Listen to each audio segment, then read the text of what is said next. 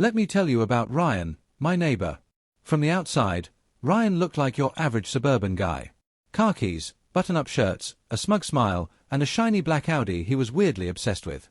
We live in a quiet cul-de-sac, and every house has its own private driveway. Pretty simple system, right? Apparently not for Ryan.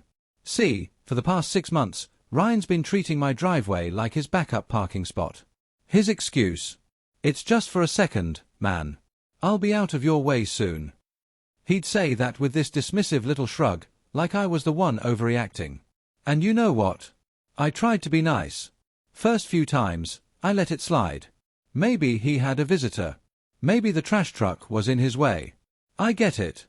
We're neighbors, after all. But then it became a pattern. Escalation of conflict. Every week, sometimes multiple times a week, I'd pull up to my house and find his Audi parked square in my driveway.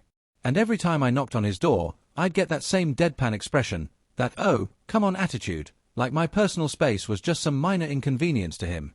What really burned me up wasn't just the parking, it was the disrespect. Like my words didn't matter. Like he could just do what he wanted, and I'd be too polite to do anything. And let me tell you, I hate confrontation. But even more than that, I hate being treated like I don't matter. I started warning him. "Ryan, I need my driveway. I've got deliveries, family coming over, I'm working odd hours. You can't keep blocking me in." But he'd wave me off. "Relax, bro. It's not a big deal." It all came to a head one Friday afternoon. I'd just finished a brutal work week, and I was about to head out of town to visit family. Bags were packed, car was fueled, and I was looking forward to a quiet, well-earned weekend away. I pull onto my street. And guess what I see? Ryan's Audi. In my driveway. Again. That smug piece of metal was glinting in the sunlight like it knew it was ticking me off. I stared at it for a long moment. My jaw tightened. My hands gripped the steering wheel. And that's when the idea hit me. Not rage. Not yelling. Just cold, calculated pettiness. The revenge plan. I slowly pulled my car up behind his Audi, bumper to bumper. Didn't leave him an inch. Then I shut the engine off, grabbed my bags, locked my car, and walked away. No note. No warning. Just silence. I hopped in an Uber and headed to the airport with a little smirk on my face. Weekend getaway. Upgraded. This was now a weekend of sweet poetic justice. The fallout begins. Couple hours later, my phone starts buzzing like crazy. Calls. Texts. "Dude, WTF. Hey, I gotta get to work. Move your car. This isn't cool, man." I said it was just for a minute. I didn't answer. Not once. Not a single emoji. I let those messages marinate in my notifications while I enjoyed my flight, landed in peace, and spent the next 2 days basking in the calm satisfaction of knowing this man was probably pacing his living room, trying to figure out if he should call a tow truck, the cops, or just cry. Imagine his weekend. I pictured it all. Him frantically knocking on my front door and realizing I wasn't home. Him calling mutual neighbors and getting nothing.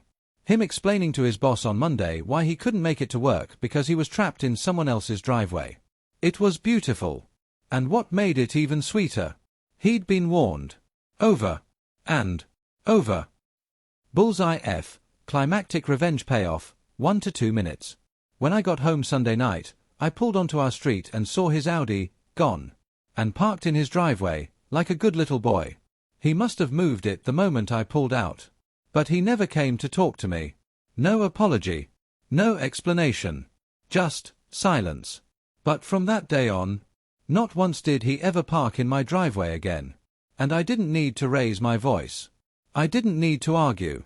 I didn't need to get petty with notes or angry with threats. All I needed to do was leave him there to sit with his own choices. Reflective wrap-up, 15 to 20 seconds.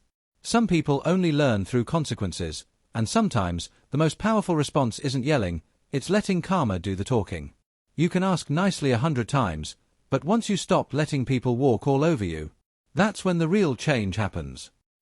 Loudspeaker H, outro call to action, 15 to 25 seconds.